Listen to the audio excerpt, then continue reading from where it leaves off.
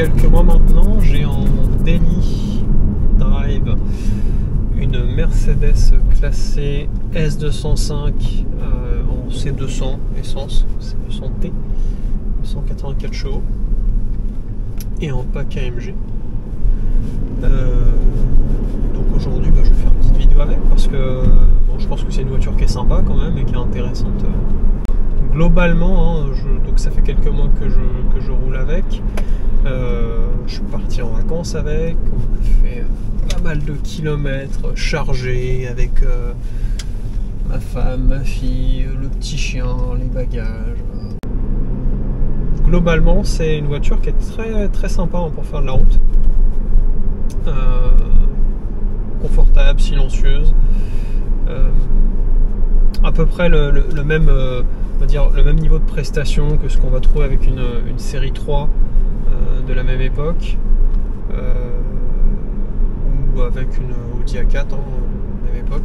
J'ai eu un ces autos, j'ai roulé pendant quelques mois avec une BMW série 3 Drive, donc F31 en pack M, également avec une A4 B9 S-Line en break, et celle-ci c'est une S205 pack AMG, donc on est vraiment sur des véhicules concurrents et très similaires, à peu près le même niveau de puissance, le niveau de prestation. Alors la 4 que j'avais c'était un 2 litres TFSI 245, donc un peu plus puissant, et en 4 roues motrices.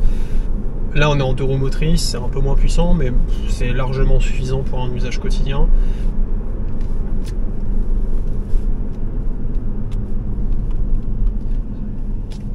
Ce que je peux dire en chose évidente, c'est qu'en termes de comportement, sur les trois dont je parlais, Audi A4, BMW série 3 et donc la classe C Mercedes, le comportement, je préfère BMW. Voilà. Également, je reste sur la même impression concernant les sièges. Les sièges du pack AMG sont très bien, tout comme les sièges S-Line chez Audi, ils sont très bien aussi. Mais le top en termes de confort, de maintien latéral notamment, c'est les sièges du pack M chez BMW. Il n'y a pas photo.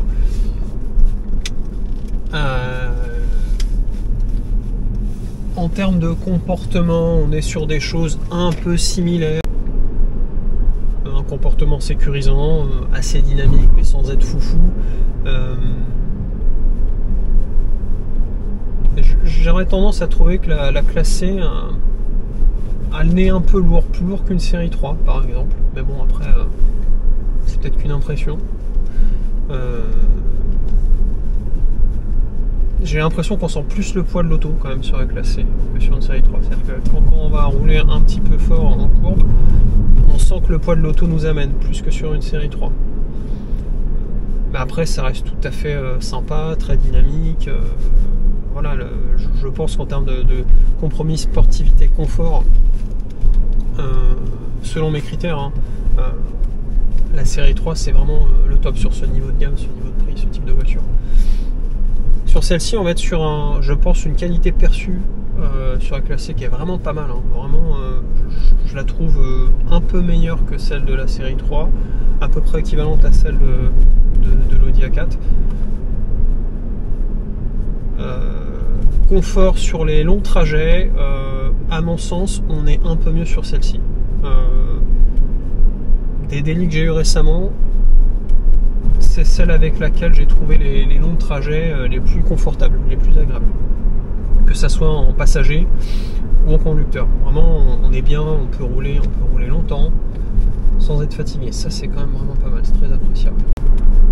Globalement, je pense que si vous hésitez entre une classe C Mercedes, une BM série 3 ou une Audi A4, ce qui va vous faire pencher d'un côté ou de l'autre, c'est pas je veux dire, quand je dis que le comportement que je préfère le comportement de la série 3 et je trouve le nez de celle-ci un peu lourd quand on roule un peu fort, on sent que le poids nous amène, c'est l'épaisseur du trait. Globalement, c'est des voitures très équivalentes, et ce qui va jouer, je pense, à mon sens, c'est vraiment l'appétence que vous avez pour telle ou telle marque. Est-ce que le design de tel ou tel constructeur vous parle plus? C'est vraiment ça qui va jouer. Moi, j'aime beaucoup les trois. du mal à départager. Je trouve quand même que cette génération S205, le design externe est vraiment sympa en pack AMG. C'est assez étrange hein, parce que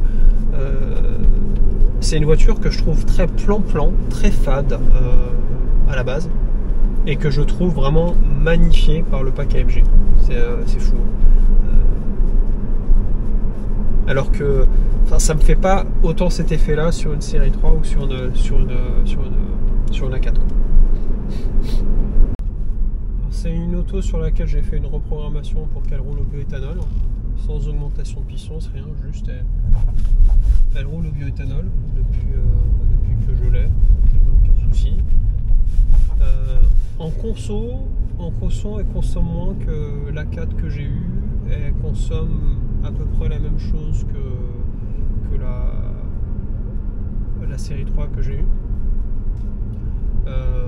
Alors en région parisienne, avec les bouchons, les petits trajets, évidemment on va être sur des consommations un peu plus élevées, mais globalement en moyenne, je pense qu'on peut tabler sur un 7 litres 5, 8 litres au 100 au bioéthanol, alors j'entends. Si sur une période où je vais faire que du petit trajet, on va être un peu plus autour de 9, 9,5. Voilà. Mais vraiment un trajet mixte. Typiquement, vous descendez en vacances, vous faites un peu de route, un peu d'autoroute, un peu de tout. On va être autour des 8, voire moins. Plutôt entre 7 et 8. Proche des 7 des fois. Donc c'est vraiment raisonnable. C'est très raisonnable.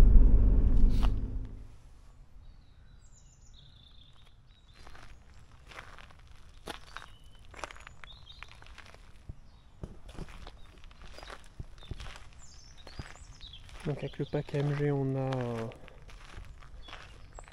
bouclier, bas de caisse,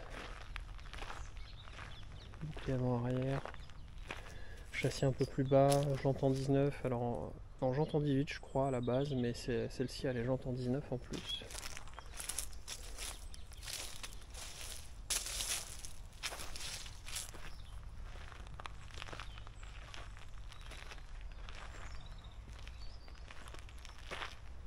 Voilà, elle est un peu cracra, hein. Faudrait que je l'ai lavé le week-end dernier, mais entre temps il a plu. Alors il y a le pack Shadowline dessus, donc les barres de toit et tous les trims autour des fenêtres sont noirs et pas chromés. À la base, sur la calandre c'était noir aussi, les toiles et les deux petites barres. Et en fait j'ai mis du plastique dessus pour faire tout noir. Ça rend plutôt bien. Et j'ai fait la même chose à l'arrière. À l'arrière, normalement cette barre là est chromée. Et puis évidemment la petite étoile. Donc là il y a du plastique dessus.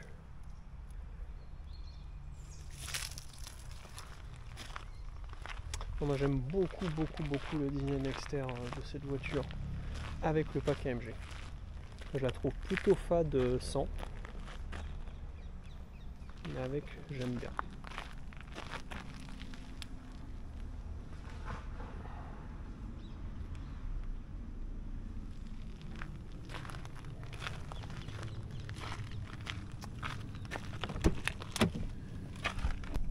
À l'intérieur, donc super qualité de fabrication, des beaux matériaux de partout, enfin tout est beau, tout est satisfaisant à toucher, à manipuler, même si ça c'est pas de l'alu, c'est du plastique, mais ça reste très satisfaisant à toucher. Les petits clics là sont très sympas, même le son de ce qu'on manipule là, quand on le remet en place. Quand on remet cette petite grille au milieu, ce petit clic là est très satisfaisant. Donc ils ont vraiment travaillé le toucher du matériau, mais également le bruit. Ça c'est plutôt chouette. Le petit défaut c'est qu'ici donc j'ai la console centrale piano black là. Ça c'est horrible pour les micro rayures et pour les traces de doigts. La solution c'est de polisher de temps en temps, mais bon, ça a forcément une limite parce qu'au bout d'un moment on enlève beaucoup de matière. Je l'ai fait une fois, je crois. Ouais, je l'ai fait une fois, polisher avec un petit polish carrosserie. Le plastique il est super agréable à toucher ici. Là aussi, ça c'est du vrai alu. vrai lui ici, avec les petits boutons pour les sièges chauffants. L'instrumentation est très sympa aussi, j'aime bien. Alors c'est un mélange d'analogique et de numérique, hein. Mais c'est chouette, c'est plutôt joli. On a un écran central qui est plutôt sympa, on peut afficher pas mal de choses, dont la vitesse, mais bon, la vitesse courante, ou enfin, toutes les informations d'ordinateur de bord, l'autonomie, et puis la vitesse du coup, en rappel du compteur kilométrique. Mais on peut accéder à plein d'autres choses, hein. La navigation quand on utilise la navigation d'origine, radio, médias, enfin des choses assez classiques on va dire. Voilà, plutôt un beau petit écran, un beau volant avec un petit mets-plat central. Donc j'ai pas l'option Burstmeister sur celle-ci, mais franchement l'hi-fi marche plutôt bien. À l'origine j'avais un système multimédia, le petit 8 pouces qui était pas terrible, avec une nav bien à l'ancienne, pas de Bluetooth, enfin si, j'avais le Bluetooth audio mais c'était pas super. Du coup j'ai installé une station multimédia Android, donc il y a un petit peu de boulot, il faut démonter tout ça, mais il y a plein de tutos sur internet. Et notamment j'en ai fait un, je mets le lien dans la vidéo, j'ai fait une vidéo de quand je l'ai fait. Très content du résultat, c'est hyper bien intégré, ça ressemble à l'option grand écran, super système, et j'ai toujours accès à l'ancien système, mais bon je vais pas m'étendre là-dessus parce qu'il y a plein d'autres gens qui en parlent très bien sur internet, et puis moi-même comme je disais je fais un petit tuto là-dessus. Donc il y a un toit ouvrant panoramique, ça c'est cool. Les sièges très sympa, les sièges. Alors faut savoir que sur celle-ci c'est ce que Mercedes appelle l'Artico Leather, donc c'est du cuir synthétique en fait, c'est pas du vrai cuir.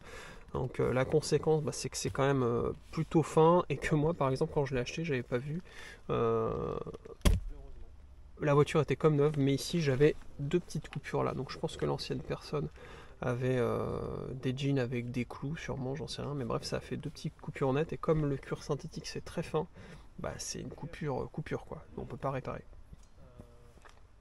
Ce que j'ai fait, j'ai commandé une housse, j'ai trouvé un vendeur sur eBay qui était basé en Suède je crois, qui faisait ça très bien pour pas trop cher, et j'ai cherché sur internet des tutos sur comment démonter ça,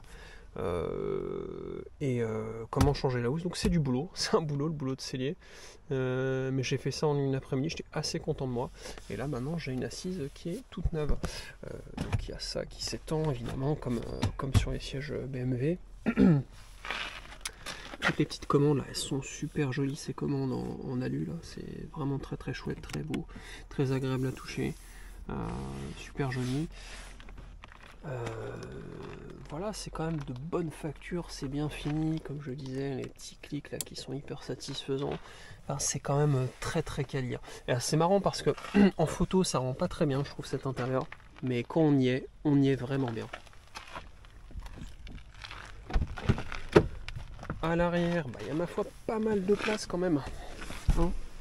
On est bien là, on est bien à l'arrière, franchement moi je fais 1m81, le siège est réglé à ma position, j'ai de la place pour mes jambes, j'ai de la place en haut, je suis bien, siège très confortable,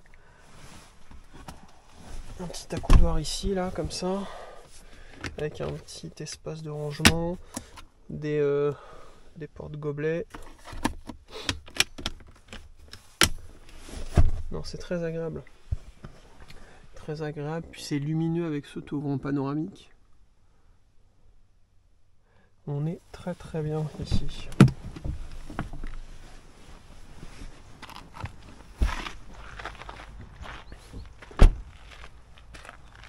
Je n'ai pas montré la boîte à gants. Que diable. Ici, on a une boîte à gants qui est plutôt jolie, bien finie, avec une cinématique assez agréable. Et même là, on est le bruit de la fermeture, la sensation de la fermeture. Enfin, on sent que ça a été travaillé, y compris au niveau de l'acoustique. Un petit filet ici de rangement. Les vides-poches dans les portières sont assez grands, on peut rentrer des bonnes gourdes là. C'est pas mal. On a également un grand vide-poche ici, avec des branchements USB. Un autre là, avec des porte-gobelets, et puis mes clés, et une petite prise 12 volts. Alors la clim, alors je sais que moi quand je regardais des vidéos sur la voiture, j'arrivais pas à comprendre comment se faisait le retour sur la consigne de température, et en fait ça se fait sur l'écran.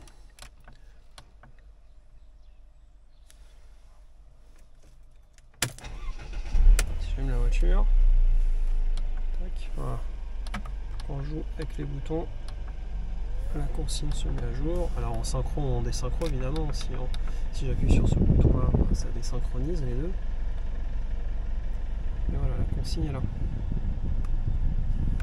Et puis au bout d'un moment, elle disparaît. Alors selon ce que vous affichez.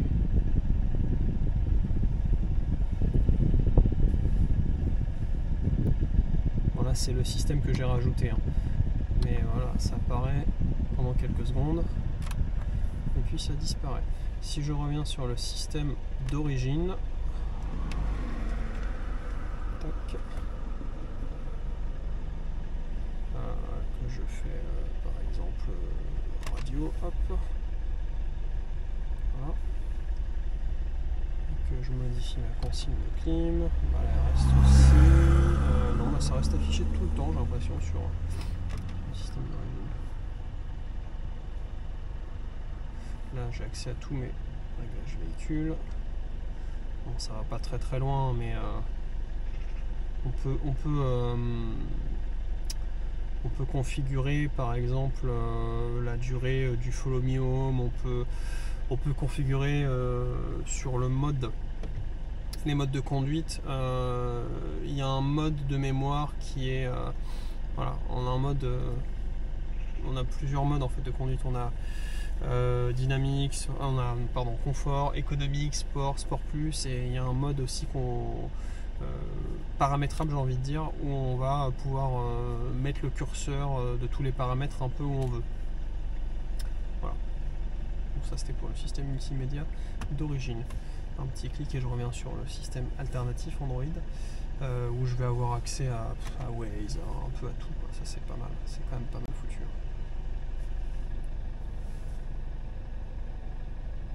Le coffre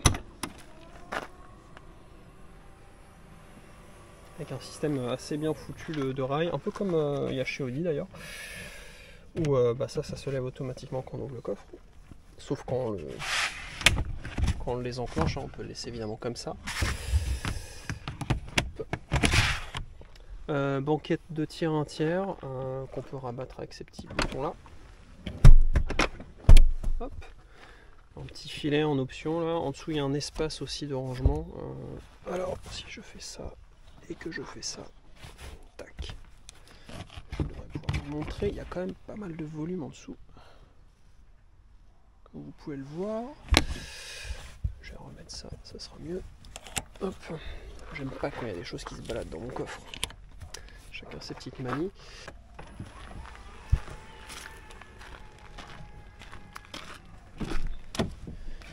Puis le moteur.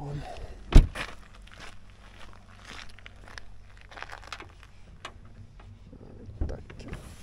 Compliqué à trouver. Ça y est, je l'ai. Voilà. Rien de foufou, hein. C'est un petit 4 cylindres turbo de 184 chevaux. Mais qui franchement marche bien, qui est agréable, qui est très bien pour un usage quotidien. Moi je le trouve très sympa ce petit moteur, qui est économique.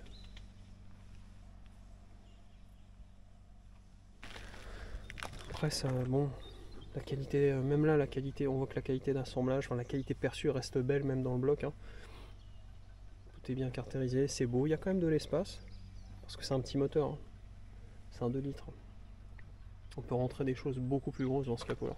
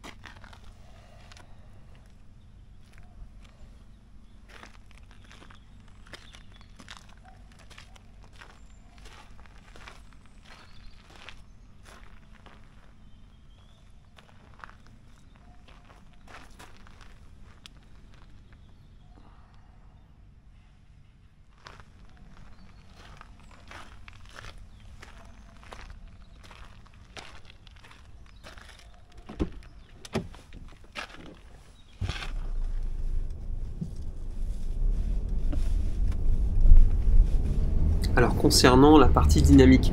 Quand je disais que le nez de l'auto était un petit peu lourd en courbe et quand on sentait en fait que le poids nous amenait un peu sur l'extérieur du virage, il y a quand même un petit bémol par rapport à ça. En fait, j'ai pu constater que si je réglais la direction en mode sport, je perdais vraiment cette sensation de poids sur l'avant. C'était tout de suite beaucoup plus direct, beaucoup plus de ressenti dans la direction sur ce qui se passait par rapport à ce qui se passait sur la route, quelque chose de beaucoup plus incisif, beaucoup plus sportif. J'ai essayé de comprendre un petit peu pourquoi, parce que cette voiture n'a pas l'hermatique en fait. Enfin ce modèle-là, moi je n'ai pas l'hermatique sur la mienne, c'est une option qui existe sur ces voitures-là, mais que je n'ai pas sur la mienne. Et en fait, en cherchant, j'ai cru comprendre que les classes C, S et W205 avaient un amortissement piloté de série. Donc je suppose que le fait d'avoir la direction paramétrée en sport a une incidence en fait sur comment réagissent les suspensions en fait, tout bêtement. Ce qui fait que moi, en ce qui me concerne, le meilleur compromis que j'ai pu trouver en termes de comportement, même dans le cas où je voulais pas rouler entre guillemets sport, c'était tout bêtement en ayant un mode custo où j'avais un petit peu tout en confort et la direction systématiquement en sport qui me donne vraiment pour le coup dans la direction le ressenti qui me plaît, le retour qui me plaît et en fait par effet de bord j'ai l'impression une réponse des suspensions que je trouve beaucoup plus dynamique. Et cette petite séance de roulage conclura cet essai qui j'espère vous aura plu. Comme d'habitude, n'hésitez pas à laisser des commentaires ou à poser des questions. J'y répondrai avec plaisir. Et je vous dis, soyez prudents sur la route et à très bientôt. Salut!